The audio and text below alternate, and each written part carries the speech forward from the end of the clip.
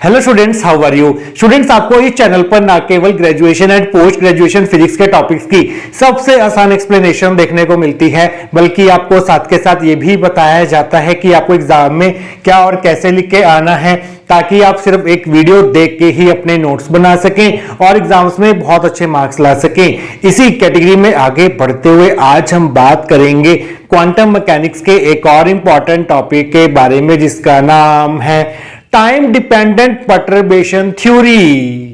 देखिए students, perturbation theory के ऊपर अब तक 4 लेक्चर जो हैं वो ऑलरेडी अपलोड किए जा चुके हैं। फर्स्ट लेक्चर में हमने introduction to perturbation theory discuss किया था। वहां पर आपको बताया गया था कि आखिरकार परटर्बेशन थ्योरी क्वांटम मैकेनिक्स में क्या होती है, परटर्बेशन थ्योरी क्वांटम मैकेनिक्स में हमें करके क्या देती है, परटर्बेशन वर्ड का मतलब क्या होता है क्वांटम मैकेनिक्स में, ये आपको बताया गया था। और साथ के साथ perturbed and unperturbed physical systems क्या होते हैं वो भी आपको इंट्रोडक्शन टू परटर्बेशन थ्योरी के लेक्चर में समझाया गया था। फिर आपको यह भी बताया गया था कि जो परटर्बेशन थ्योरी है वो 2 प्रकार से हो सकती है। एक होती है हमारे पास टाइम इंडिपेंडेंट परटर्बेशन थ्योरी और एक होती है हमारे पास time dependent perturbation theory. Time independent perturbation theory में जो हमारा हैमिल्टोनियन था वो टाइम से इंडिपेंडेंट था। हैमिल्टोनियन जो है वो सिर्फ और सिर्फ स्पेस कोऑर्डिनेट पर डिपेंड कर रहा था। और टाइम इंडिपेंडेंट परटर्बेशन थ्योरी को हमने नॉन डीजेनरेट एनर्जी लेवल्स के लिए भी डिस्कस कर लिया है और डीजेनरेट एनर्जी लेवल्स के लिए भी डिस्कस कर लिया है। इन सभी पार्ट्स के लिंक आपको नीचे डिस्क्रिप्शन बॉक्स में मिल जाएंगे।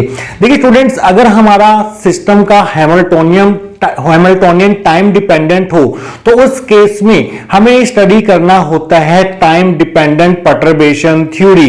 अगर आप टाइम डिपेंडेंट परटर्बेशन थ्योरी को अच्छे से समझना चाहते हैं तो ये सभी लेक्चर जो हैं आपको सीक्वेंस में देखने पड़ेंगे, क्योंकि वहां पर आपको एक एक चीज जो है वो परटर्बेशन थ्योरी से रिलेटेड समझाई गई है। अगर आपने वो लेक्चर अच्छे से देखे हुए हैं तब आपको टाइम डिपेंडेंट परटर्बेशन थ्योरी को समझना आसान हो जाएगा। देखिए स्टूडेंट, जो हमारी टाइम इंडिपेंडेंट परटर्बेशन थ्योरी थी वो बहुत सारे फिजिकल एक्सपेरिमेंट्स को स्टडी करने में हमारी हेल्प कर रही थी, जैसे कि जीमन effect, star effect, ground state of helium etcetera. But अगर आपको बहुत सारे ऐसे फिजिक्स के एक्सपेरिमेंट्स हैं जैसे कि absorption spectra, emission spectra, scattering experiments, nuclear reactions, यहां पर हमारे पास क्या होता है, जो हैमिल्टोनियन है वो टाइम डिपेंडेंट होता है। तो उस केस में आप टाइम इंडिपेंडेंट परटर्बेशन थ्योरी का यूज नहीं कर पाएंगे। आपको इन फिनोमेना को एक्सप्लेन करने के लिए emission spectra, absorption spectra and scattering experiment और साथ के साथ न्यूक्लियर रिएक्शंस को एक्सप्लेन करने के लिए आपको टाइम डिपेंडेंट परटर्बेशन थ्योरी का पढ़ना जरूरी हो जाता है। देखिए स्टूडेंट्स, यहां पर भी हमारे पास एक अनपर्टर्ब्ड फिजिकल सिस्टम होगा और एक पर्टर्ब्ड फिजिकल सिस्टम होगा। जो हमारे पास अनपर्टर्ब्ड फिजिकल सिस्टम के नोटेशंस होंगी उनके ऊपर हम नॉट लगाया करेंगे। जैसे अगर हमें अनपर्टर्ब्ड फिजिकल सिस्टम का हैमिल्टोनियन लिखना है तो उसे हम H0 से डिनोट करेंगे। अनपर्टर्ब्ड फिजिकल सिस्टम की आयन स्टेट्स लिखनी है तो उसे हम psi0 से डिनोट करेंगे और एनर्जी आयन वैल्यूज लिखनी है तो उसे हम E0 से डिनोट करेंगे। और जो पर्टर्ब्ड फिजिकल सिस्टम होगा हमारे पास, उसके लिए हम सिंपल नोटेशन यूज करेंगे, जैसे उसके हैमिल्टोनियन को S से, उसकी आयन स्टेट को psi से, उसके एनर्जी आयन वैल्यूज को हम E से डिनोट करेंगे, जैसा कि हमने टाइम इंडिपेंडेंट परटर्बेशन थ्योरी में किया था। बट यहां पर जो हमारा हैमिल्टोनियन होगा पर्टर्ब्ड सिस्टम के लिए वो टाइम डिपेंडेंट होगा और साथ के साथ हम यहां पर टाइम डिपेंडेंट श्रोडिंगर इक्वेशन का यूज करेंगे। टाइम इंडिपेंडेंट परटर्बेशन थ्योरी में हमने टाइम इंडिपेंडेंट श्रोडिंगर इक्वेशन का यूज करके zero order perturbation, first order perturbation and second order perturbation study किया था टाइम इंडिपेंडेंट परटर्बेशन थ्योरी के केस में। ठीक हम यहां पर भी zero order perturbation, first order perturbation, second order perturbation study करेंगे। बट जो हमारा हैमिल्टोनियन होगा पर्टर्ब्ड सिस्टम का वो टाइम डिपेंडेंट होगा और साथ के साथ हम अनपर्टर्ब्ड सिस्टम के लिए और पर्टर्ब्ड सिस्टम के लिए टाइम डिपेंडेंट श्रोडिंगर इक्वेशन का यूज करने वाले हैं। तो स्टूडेंट्स, आइए देखते हैं कि अगर ये क्वेश्चन आपको एग्जाम में पूछा जाता है तो इसकी थ्योरी को आप कहां से स्टार्ट करके आएंगे। आइए अब वो देख लेते हैं। Let us consider unperturbed physical system. तो सबसे पहले हम एक आइसोलेटेड फिजिकल सिस्टम कंसीडर करेंगे जिसमें हमने कोई भी डिस्टर्बेंस नहीं दिया हुआ है। ऐसे फिजिकल सिस्टम को हम बोलते हैं unperturbed physical system. The time dependent Schrodinger equation for such system can be written as. देखिए स्टूडेंट्स, हमारे पास श्रोडिंगर इक्वेशन जो है वो दो प्रकार की होती है। जब हम time independent perturbation theory discuss कर रहे थे तो वहां पर हमने श्रोडिंगर इक्वेशन जो है वो ये ली थी SI is equal to ESI, जो कि टाइम इंडिपेंडेंट परटर्बेशन थ्योरी है। बट हम यहां पर आज के इस टॉपिक को समझने के लिए जो श्रोडिंगर इक्वेशन यूज करेंगे वो टाइम डिपेंडेंट श्रोडिंगर इक्वेशन होगी, जिसकी फॉर्म कुछ इस प्रकार से होती है SI is equal to iota H cut curly psi bye curly T. ये वाली हम श्रोडिंगर इक्वेशन का यूज करेंगे आज के इस लेक्चर में। तो अनपर्टर्ब्ड फिजिकल सिस्टम के लिए जो नोटेशंस हैं उनके ऊपर नॉड आ जाएगा, तो ये बन जाएगी equation H0 Sai n zero. जो साई एन जीरो होगा वो स्पेस कोऑर्डिनेट्स XYZ के साथ टाइम का भी फंक्शन होगा। तो यहां पर हम ब्रैकेट में R वेक्टर कॉमा T लगा देते हैं, जहां पर R वेक्टर होगा हमारे पास XI cap plus YJ cap plus ZK cap is equal to iota H cut curly by curly T psi n zero R vector comma T। ये हमारी फर्स्ट इक्वेशन होगी। तो ये हमारे पास है time dependent Schrodinger equation for unperturbed physical system, जहां पर जो अनपर्टर्ब्ड सिस्टम का हैमिल्टोनियन है वो हमारे पास H0 है और ये सिर्फ और सिर्फ स्पेस कोऑर्डिनेट्स का फंक्शन होगा, मींस R वेक्टर का फंक्शन होगा। H0 जो है वो टाइम का फंक्शन नहीं होगा, इस चीज का आप ध्यान रखेंगे for unperturbed physical system. Hamiltonian of unperturbed physical system and is a function of space coordinates XYZ only. ये सिर्फ और सिर्फ R वेक्टर का फंक्शन होगा, जिसमें हमारे पास XYZ कंपोनेंट्स होंगे। यहां पर टाइम डिपेंडेंस आपको नहीं दिखाई देगी H0 में, आप ये ध्यान रखेंगे। और साई एन जीरो है हमारे पास eigen states of unperturbed system, जो कि R वेक्टर के साथ साथ टाइम का भी फंक्शन होगा। इस प्रकार की टाइम डिपेंडेंट श्रोडिंगर इक्वेशन का जो जनरल सॉल्यूशन होता है वो हमें किसकी वैल्यू देता है? वो हमें इस फंक्शन की वैल्यू देता है, जो कि है psi n zero R vector comma T। अब देखिए यहां पर हमारे पास ये जो वेव फंक्शन है वो R वेक्टर पर भी डिपेंड कर रहा है और वो टाइम पर भी डिपेंड कर रहा है। तो ये जो हमारे पास वेव फंक्शन होगा, ये जो आयन स्टेट्स होंगी psi n zero R vector comma T, इसे हम as a product of two separate wave functions लिख सकते हैं। पहला वेव फंक्शन जो होगा वो R वेक्टर का फंक्शन होगा और दूसरा फंक्शन जो है वो टाइम का फंक्शन होगा।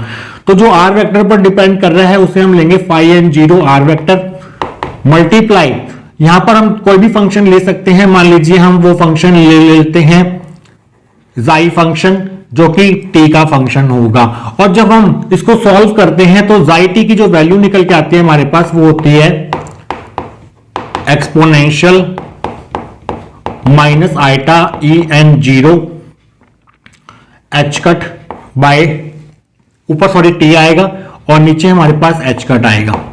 तो ये हमारे पास जाई t की वैल्यू होती है यहां पर। तो ये जो वेव फंक्शन है psi n zero R vector comma T, ये as a product of two wave functions लिखा जा सकता है। एक जो फंक्शन होगा वो R वेक्टर का फंक्शन होगा, जिसे हमने phi N zero R vector से डिनोट किया है, और जो टाइम डिपेंडेंट वेव फंक्शन होगा इसके पार्ट में वो होगा exponential minus iota en zero T H cut, जहां पर en जीरो जो है वो एनर्जी आयन वैल्यूज है अनपर्टर्ब्ड फिजिकल सिस्टम की।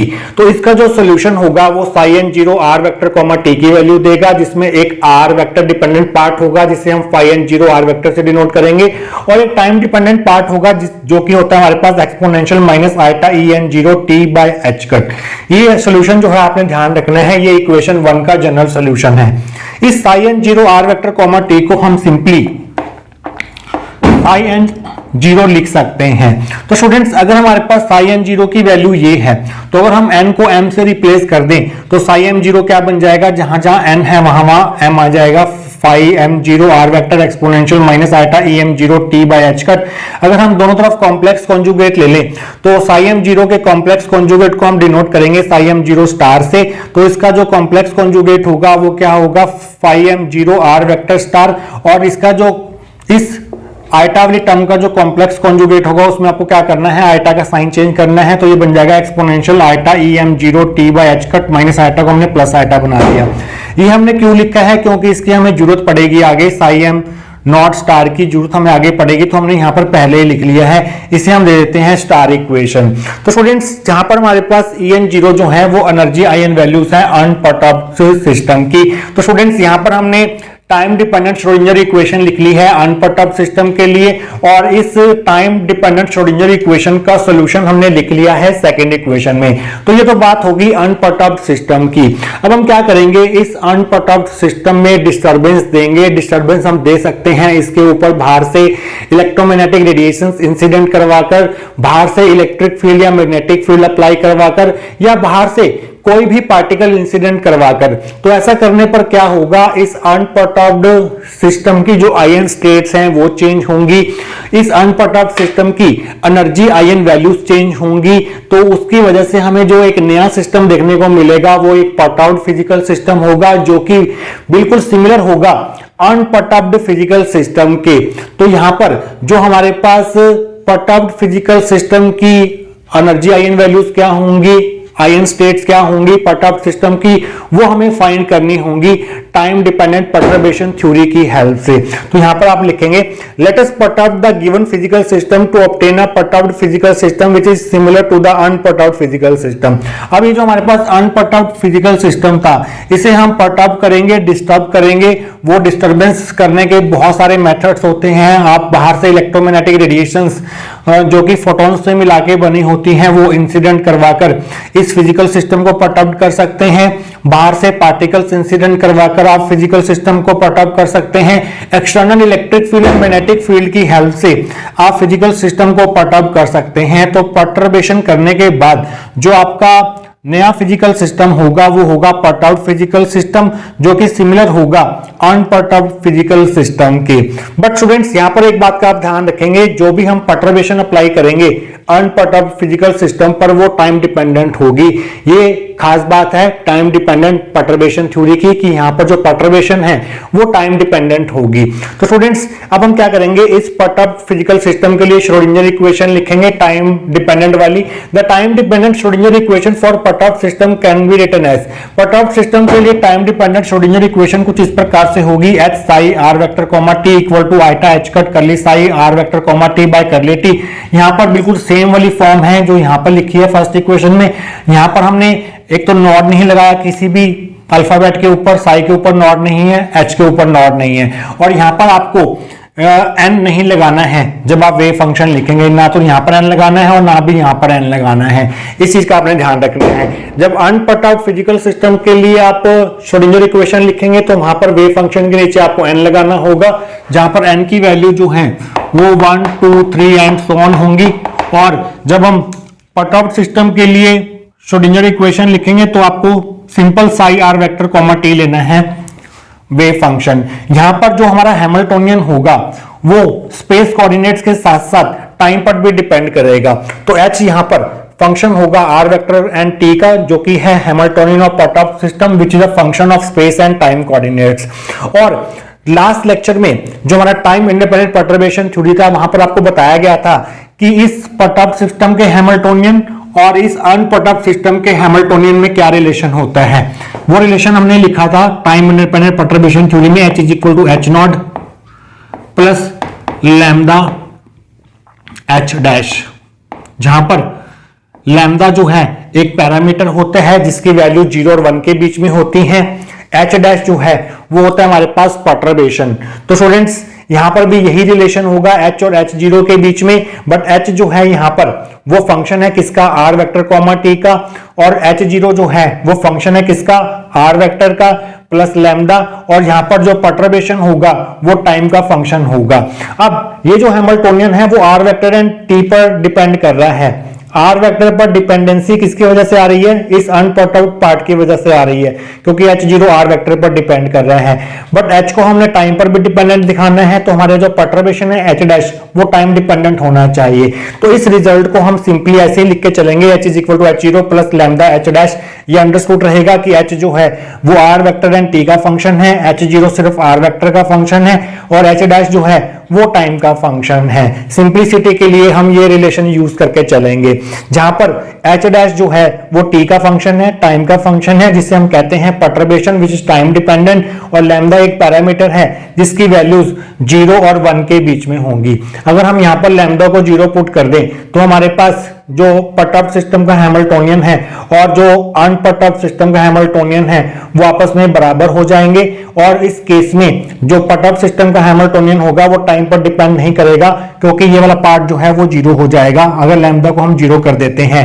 बट क्योंकि हम टाइम डिपेंडेंट परटर्बेशन थ्योरी पढ़ रहे हैं तो लैम्डा की वैल्यू जो है वो 0 से बड़ी ही होनी चाहिए और 1 से कम ही होनी चाहिए, तभी हमारा परटर्ब सिस्टम का हैमिल्टोनियन टाइम पर डिपेंड कर पाएगा। और यहां पर Sai r vector comma t जो है वो आयन स्टेट्स हैं परटर्ब सिस्टम की। तो स्टूडेंट्स हम 4 इक्वेशंस लिख चुके हैं, इसके आगे की डेरिवेशन हम करेंगे आने वाले सेक्शंस के अंदर। तो स्टूडेंट्स लास्ट सेक्शन में हमने 4 इक्वेशंस लिख ली थी। फर्स्ट इक्वेशन में हमने टाइम डिपेंडेंट श्रोडिंगर इक्वेशन लिखी थी अनपरटर्ब फिजिकल सिस्टम के लिए। सेकेंड इक्वेशन में हमने इस फर्स्ट इक्वेशन का जनरल सॉल्यूशन लिखा था। थर्ड इक्वेशन में हमने परटर्ब सिस्टम के लिए टाइम डिपेंडेंट श्रोडिंगर इक्वेशन लिखी थी, और फोर्थ इक्वेशन में हमने परटर्ब सिस्टम के हैमिल्टोनियन और अनपरटर्ब सिस्टम के हैमिल्टोनियन के बीच में रिलेशन लिखा था। तो स्टूडेंट्स अब हम क्या कर सकते हैं, ये जो हमारे पास परटर्ब सिस्टम की आयन स्टेट्स हैं Sai r vector comma T, इसे हम एक्सप्रेस कर सकते हैं as a linear combination of ion states of unperturbed physical system। unperturbed physical system की ion states हैं psi n 0 r vector comma t, जहां पर n की वैल्यू 1 2 3 4 एंड सो ऑन है। मींस अनपर्टर्ब्ड फिजिकल सिस्टम की जो eigen states हैं वो है psi 1 0 r vector comma t, psi 2 0 r vector comma t up to psi n 0 r vector comma t। तो इस psi r vector comma t को हम इन आयन स्टेट्स के लीनियर कॉम्बिनेशन के टर्म्स में लिख सकते हैं। कैसे लिखेंगे, psi r vector comma t is equal to a1, यहां पर फर्स्ट आयन स्टेट जो कि है psi 1 0 r vector comma t plus a2 multiply second eigen state जो कि है psi 2 0 r vector comma t plus up to an last eigen state means nth eigen state of unperturbed physical system जो कि है psi n 0 r vector comma t। ये students हमने a1 a2 an लिखे हैं। ये कोफिशिएंट्स जो हैं वो टाइम डिपेंडेंट कोफिशिएंट्स हैं, क्योंकि यहां पर हम टाइम डिपेंडेंट परटर्बेशन थ्योरी पढ़ रहे हैं। तो इन कोफिशिएंट्स के टाइम डिपेंडेंस को दिखाने के लिए हम इनके ब्रैकेट में टीबी लिखेंगे और ये टीबी लिखेंगे, जहां पर a1t a2t से लेके an t तक ये जो है हमारे पास टाइम डिपेंडेंट कोफिशिएंट्स हैं। हमने करना क्या है, हमने इस n टाइम डिपेंडेंट कोफिशिएंट्स का यहां पर लिख देता हूं। ये जो हमारे पास n टाइम डिपेंडेंट कोफिशिएंट्स है a n t, इनका हमें टाइम डेरिवेटिव निकालना है। हमें ये देखना है कि ये कोफिशिएंट्स टाइम के साथ कैसे चेंज हो रहे हैं। मींस हमें फाइंड करना है d by dt of a n t। जब हमें ये मिल जाएगा, इसका एक्सप्रेशन मिल जाएगा, उसके बाद हम zero order, first order, second order time dependent perturbation theory को डिस्कस कर पाएंगे। तो हमारा एम अब रहेगा d by dt of a n t को फाइंड करना। तो स्टूडेंट्स इस लाइन को हम समेशन की फॉर्म में लिख सकते हैं, summation n a n t psi n 0 r vector comma t। इन सबको हमने इस समेशन की फॉर्म में लिख दिया, जहां पर n की वैल्यूज 1 से लेके n तक वेरी करेंगी। तो स्टूडेंट्स हमारे पास psi n 0 r vector comma t की वैल्यू है, कहां पर है ये वैल्यू, ये है वैल्यू हमारे पास सेकंड इक्वेशन में है। psi n 0 r vector comma t जो है वो इसके बराबर है। तो ये वैल्यू उठाकर हम यहां पर पुट कर देते हैं। Using 2 in 5 we get psi r vector comma t is equal to summation n a n t। psi n 0 r vector comma t की जगह पर हम पुट कर रहे हैं phi n 0 r vector exponential minus iota e n 0 t by h cut. ये हमारी sixth equation होगी।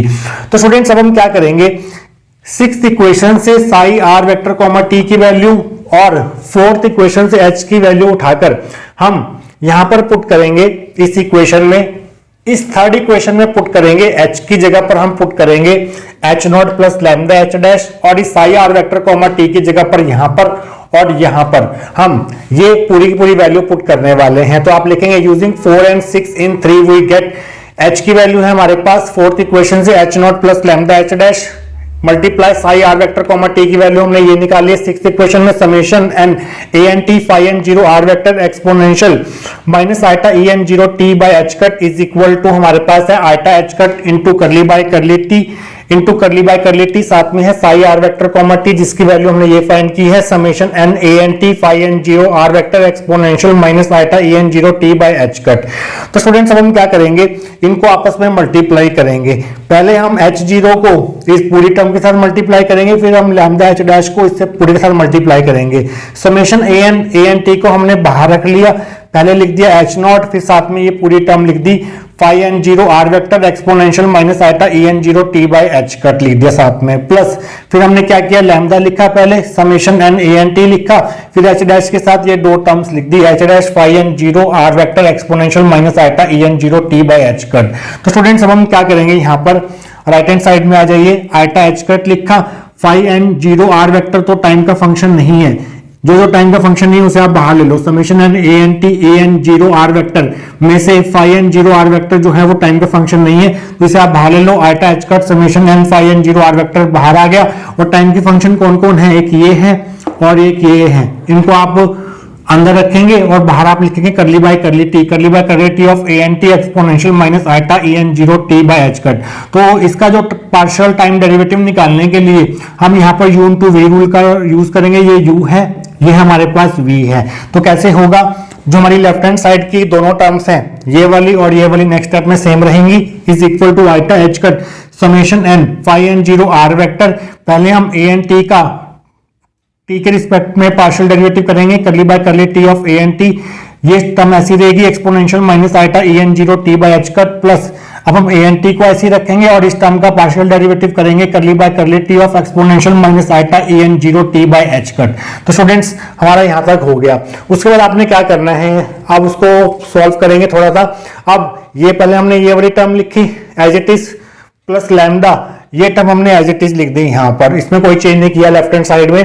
उसके बाद राइट हैंड साइड पे आ जाइए, आइटा एच कट लिखा, यहां पर समेशन एन। अब देखिए स्टूडेंट्स यहां पर हमारे पास है curly by curly t of A N t. अब ए एन जो है वो टाइम का ही फंक्शन है, यहां पर एक ही फंक्शन है टाइम का, वो भी टाइम का ही फंक्शन है, तो इस पार्शियल डेरिवेटिव को हम टोटल डेरिवेटिव से रिप्लेस कर सकते हैं क्योंकि ए एन टी जो है वो टाइम का ही फंक्शन है। तो इस curly by curly t of A N T की जगह पर हम लिख देंगे d by D T of A N t, partial derivative को हमने टोटल टाइम डेरिवेटिव में चेंज कर दिया, ये वाला phi N zero are vector हमने यहाँ पर लिख दिया और साथ में exponential minus iota E N zero t by H cut यहाँ पर लिख दिया। तो स्टूडेंट्स उसके अगली टर्म कौन सी है यहाँ पर देखिए, उसके बाद हम क्या कर रहे हैं, इसको इसके साथ और इसके साथ मल्टीप्लाई कर रहे हैं क्योंकि ये पूरी टर्म जो है वो इसके साथ भी है और इसके साथ भी है। तो पहले हमने इसको इससे मल्टीप्लाई किया तो हमारे पास ये टर्म आ गई। अब हम इसको इसके साथ मल्टीप्लाई करेंगे तो देखते हैं हमारे पास क्या आएगा। पहले हमने लिखा summation N A N t पहले लिख दिया यहाँ पर, उसके बाद हमने आइटा एच कट लिख दिया, उसके बाद हमने यहाँ पर क्या लिख दिया, ये phi N zero are vector लिख दिया, उसके बाद हमने ये curly by curly t exponential minus iota E N zero t by H cut लिख दिया। हमने इसको इससे मल्टीप्लाई किया तो हमारे पास ये आया, इसको इससे मल्टीप्लाई किया तो हमारे पास ये आया। तो स्टूडेंट्स ये phi N zero are vector जो है वो टाइम का फंक्शन तो है नहीं, तो इसे हम क्या कर सकते हैं, इसे हम पार्शियल डेरिवेटिव के अंदर ले जा सकते हैं। तो हम क्या करते हैं, करली बाय करली टी को यहां पर लिख देते हैं और phi N zero are vector को अंदर ले जाते हैं, कोई फर्क नहीं पड़ेगा क्योंकि ये टाइम का फंक्शन तो है नहीं, ये एज ए कांस्टेंट ट्रीट होगा यहाँ पर, और यहाँ पर हम एक बड़ी ब्रैकेट लगा देते हैं। तो स्टूडेंट्स अब हम क्या करेंगे, अब ध्यान से देखिएगा, जिसपे मैं सर्कल कर रहा हूं ये सर्कल को और इस सर्कल को ध्यान से देखिए यहां पर, और यहां पर हम क्या करने वाले हैं, यहां पर हम इसकी वैल्यूज पुट करने वाले हैं। यहां पर phi N zero are vector exponential minus iota E N zero t by H cut किसके बराबर है, psi n zero are vector comma t के बराबर है। तो इसकी जगह पर भी psi n zero are vector comma t लिख देंगे और इस सर्कल की जगह पर भी हम psi n 0 are vector comma t लिख देंगे। मींस हम सेकंड इक्वेशन को यूज करेंगे सेवंथ इक्वेशन में। यूजिंग 2 in 7 वी गेट, कहां का यूज करना है, एक यहां यूज करना है और एक यहां पर यूज करना है, इसी का आपने ध्यान रखना है। Using 2 in 7 we get summation N A N t h 0 as it is, इसकी जगह पर आ जाएगा psi n 0 are vector comma t plus lambda, ये पूरी टर्म एज इट इज रहेगी। यहां पर हमने क्या किया, ये बड़ी ब्रैकेट जो है वो यहां से हटा दी है। A N t h dash phi n 0 are vector exponential minus iota E N 0 t by H cut, और इक्वल टू में हमारे पास ये है, ये टर्म हमने ऐसी ही रखी, ये पूरी की पूरी आपने एज इट इज लिख दी, plus summation N A N t, और यहां पर हमारे पास आइटा एच कट है, करली बाय करली टी है, और इसकी जगह पर आ जाएगा psi n 0 are vector comma t. ये हमारी 8th इक्वेशन होगी। तो स्टूडेंट्स हमने क्या फाइंड करना है, हमने d by D T of A N t find करना है, मीन्स इसका एक्सप्रेशन फाइंड करना है। इसका एक्सप्रेशन क्या होगा वो हम फाइंड करेंगे नेक्स्ट सेक्शन के अंदर। तो स्टूडेंट्स लास्ट सेक्शन में हम इक्वेशन नंबर 8 तक पहुंच चुके थे। अब हम क्या करेंगे, फर्स्ट इक्वेशन को 8th इक्वेशन में यूज करेंगे। फर्स्ट इक्वेशन के according h naught psi n 0 are vector comma t जो है वो iota H cut curly by curly t sign 0 are vector comma t के बराबर था। तो इस iota H cut curly by curly t sign 0 are vector t की जगह पर हम ये टर्म पुट कर देंगे। तो आपकी 8th इक्वेशन क्या बन जाएगी, 8th इक्वेशन की लेफ्ट हैंड साइड हमने एज इट इज लिख दी, is equal to iota H cut, ये टर्म पूरी की पूरी एज इट इज लिख दी, plus summation N A N t iota H cut curly by curly t sign 0 are vector comma t की जगह पर हमने ये पुट कर दिया h 0 psi 0 are vector comma t. तो स्टूडेंट्स आप ये देखिए, ये वाली टर्म और ये वाली टर्म जो है वो बिल्कुल सेम है, तो ये टर्म जो है वो आपस में कैंसिल हो जाएगी। तो आपके पास दो टर्म्स रह जाएंगी, एक टर्म ये रहेगी, एक टर्म ये रहेगी। पहले हम ये वाली टर्म लिख देते हैं, iota H cut summation N D by D T a N T phi n 0 are vector exponential minus iota E N 0 T by H cut is equal to में हमारे पास ये है lambda summation N A N t h dash phi n 0 are vector exponential minus iota E N 0 T by H cut. तो students अब हम क्या करेंगे, दोनों तरफ मल्टीप्लाई करेंगे साई एम 0 स्टार से, दोनों तरफ मल्टीप्लाई करेंगे साई एम 0 स्टार से, तो आपको क्या मिलेगा, आपको मिलेगा iota H cut summation N D by D T a N t, इसके आगे हमने साई एम 0 स्टार लिख दिया, psi m 0 star phi n 0 are vector as it is exponential minus iota E N 0 T by H cut as it is equal to lambda summation N A N t, और जो हमने psi m 0 star से multiply किया वो term हमने यहां लिख दी, psi m 0 star H dash ऐसे phi n naught r vector ऐसे exponential minus iota E N 0 T by H cut ऐसी आएगा। ये हमारी 9th इक्वेशन होगी। देखिए स्टूडेंट्स, स्टार इक्वेशन में हमने साई एम 0 स्टार की वैल्यू पहले ही लिख दी थी पहले सेक्शन के अंदर, जो मैंने आपको कहा था इसका हम बाद में यूज करेंगे। तो स्टार इक्वेशन के अकॉर्डिंग साई एम 0 स्टार जो है वो phi M 0 are vector star exponential iota E M 0 T by H cut के बराबर था।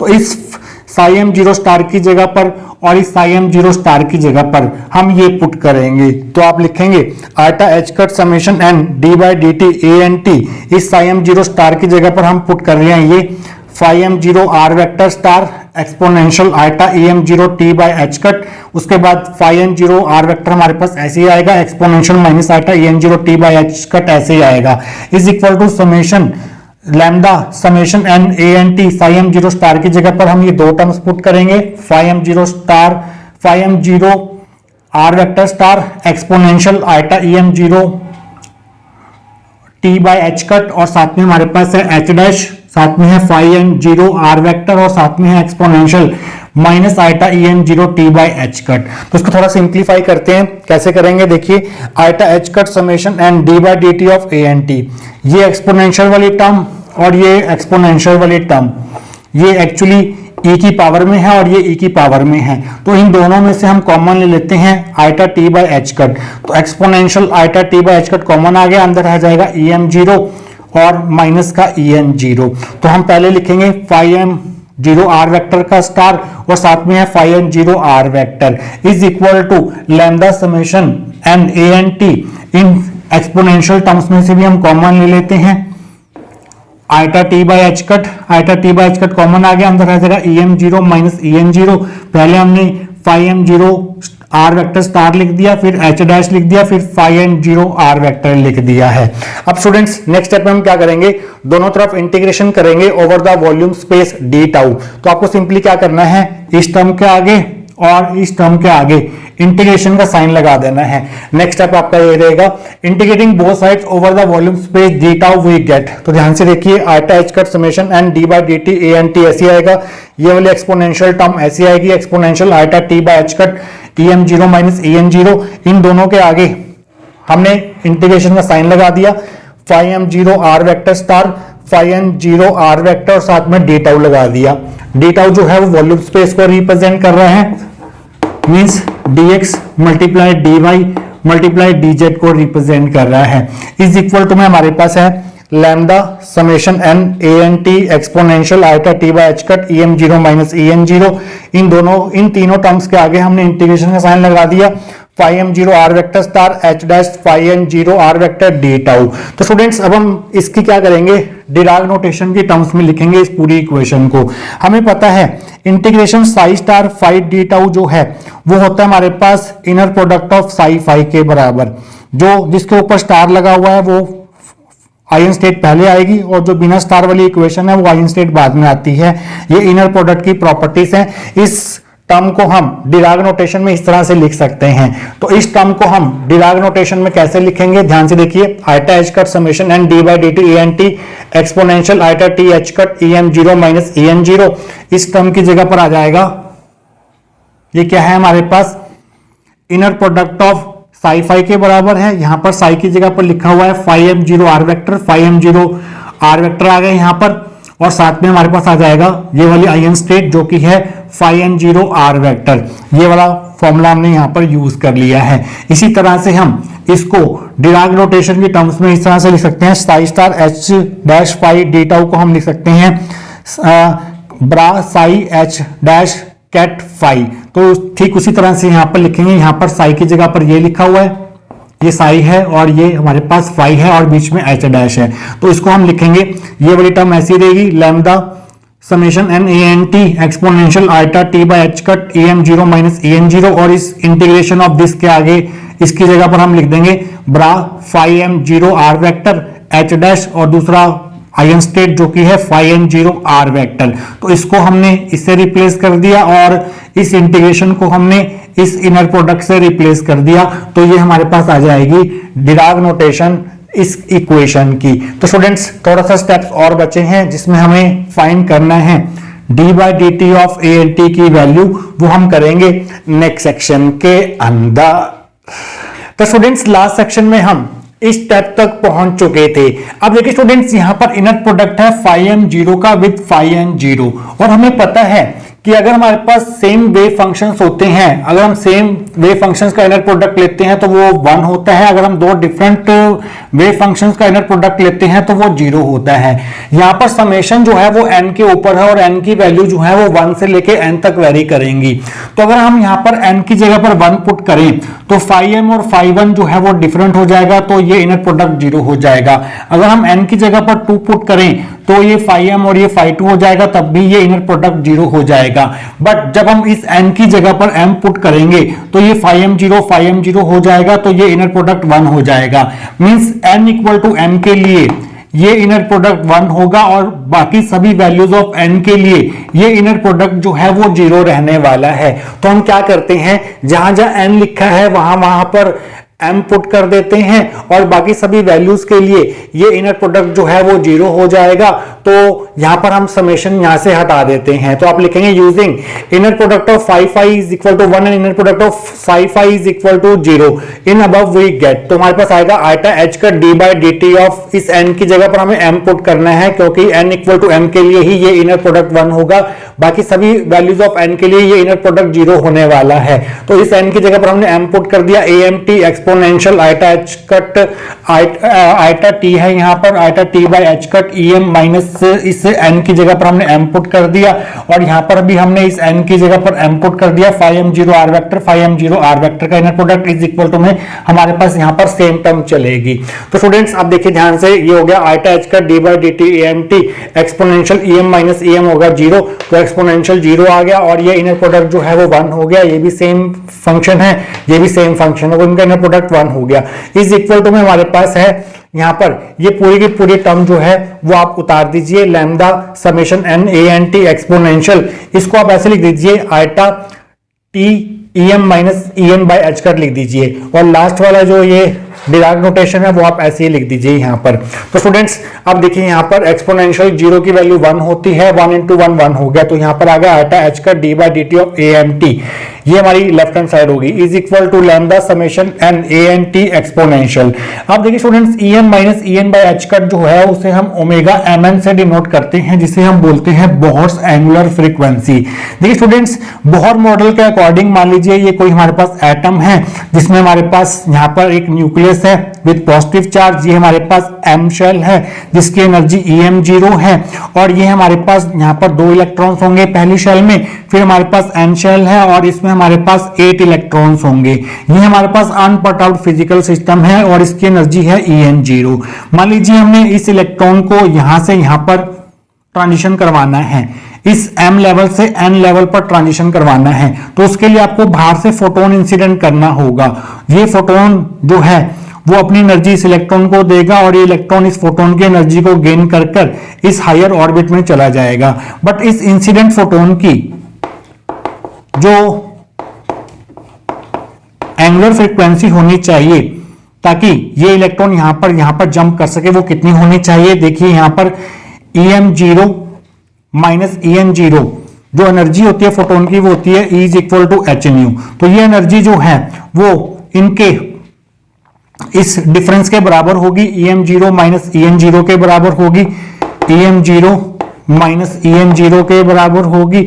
और यहां पर इसको हम अगर H कट से यहां पर देखिए यहां पर E equal to H nu होता है, तो ये जो E है वो EM0 माइनस EN0 के बराबर होना चाहिए, ये होगा हमारे पास एच न्यू। तो इस H को नीचे भेज दो तो ये क्या बनेगा, EM0 minus EN0 by H is equal to nu आ जाएगा यहां पर। अब हम स्टूडेंट्स क्या कर सकते हैं, दोनों तरफ 2 पाई से मल्टीप्लाई कर सकते हैं। तो यहां पर 2 पाई से मल्टीप्लाई किया और यहां पर 2 पाई से मल्टीप्लाई किया, इस 2 पाई को हम उठाकर यहां पर भेज देते हैं नीचे, तो ये क्या बन जाएगा, EM0 minus EN0 by H upon 2 pi होता है H कट और 2 पाई न्यू होता है हमारे पास ओमेगा। तो इसे हम बोलते हैं बोहर्स एंगुलर फ्रीक्वेंसी। मींस जो आप फोटोन इंसिडेंट करेंगे उसकी angular frequency EM0 minus EN0 by H cut के बराबर होनी चाहिए, तभी ये इलेक्ट्रॉन यहां से यहां पर ट्रांजिशन कर पाएगा। तो यहां पर जो इंसिडेंट फोटोन की एंगुलर फ्रीक्वेंसी होनी चाहिए वो होनी चाहिए EM0 minus EN0 by H cut, अगर आपको ये ट्रांजिशन करवानी है तो यहां पर ट्रांजिशन जो है वो M से N स्टेट में हो रही है, तो यहां पर हम ओमेगा mn लिख देते हैं। और स्टूडेंट्स इस टर्म को हम, इस डिराक नोटेशन को हम सिंप्लिसिटी के लिए ऐसे लिख देंगे H डैश mn, जहां पर H डैश mn जो है वो बड़ा psi m0 r vector H dash psi m0 r vector ket को रिप्रेजेंट कर रहा है, और EM minus EN by H cut जो है वो ओमेगा mn है, जिसे हम बोहर्स एंगुलर फ्रीक्वेंसी बोलते हैं। तो हमारे पास रिलेशन आ गया iota H cut D by D T AMT is equal to lambda summation n ANT exponential iota, इसकी जगह पर ओमेगा mn आ गया, यहाँ पर t है इसको हमने H डैश mn लिख दिया, ये 10th इक्वेशन होगी। तो students time dependent Schrodinger equation की सबसे इंपॉर्टेंट इक्वेशन जो है वो हमने डिराइव कर ली है। इसी इक्वेशन से हम zero order perturbation, first order perturbation, second order perturbation और बाकी जो इंपॉर्टेंट समझना है हमें टाइम डिपेंडेंट पर्टर्बेशन थ्योरी से रिलेटेड, वो सभी कुछ हम इस इक्वेशन 10 को ही आगे कंटिन्यू करते हुए समझेंगे। तो फिलहाल टाइम डिपेंडेंट पर्टर्बेशन थ्योरी को हम यहां तक करते हैं। इस 10th इक्वेशन के आगे का पार्ट जो होगा टाइम डिपेंडेंट पर्टर्बेशन थ्योरी का बचा हुआ, वो हम आने वाले लेक्चर्स में कंप्लीट करेंगे। मिलेंगे उन पार्ट्स के साथ। Till then take care.